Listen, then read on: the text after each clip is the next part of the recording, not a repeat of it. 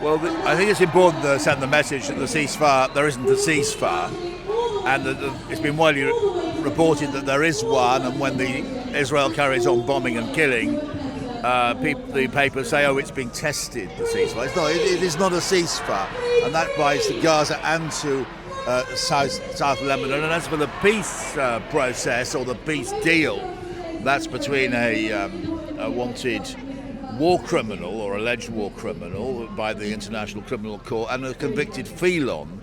And it does look more and more like this is some kind of colonial arrangement. To our shame, Britain has, our former Prime Minister Tony Blair, of ill fame, has attached himself to this. And in light of this, what action do you want to see the UK government take? Well, it is obscene. I returned from Palestine only a few weeks ago.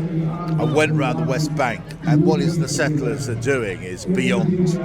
It's something very horrible and dark is happening now. And the fact that we have not even put sanctions on settlement products, we're a major contributor to financing the British government is to financing the settlements, because that's how the settlers make their money, mainly through agricultural produce. This is repellent.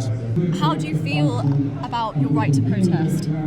That is another reason I'm here, right? The protesters, in my view, as I argue in my book, Complicity, represent the best of British values.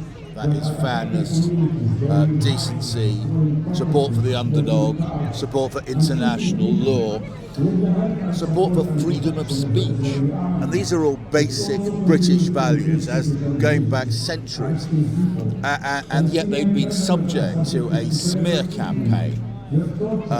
They've been by the media, supported by the politicians as hate marchers, supporters of terrorism and all, woke, and they actually are the best of the best.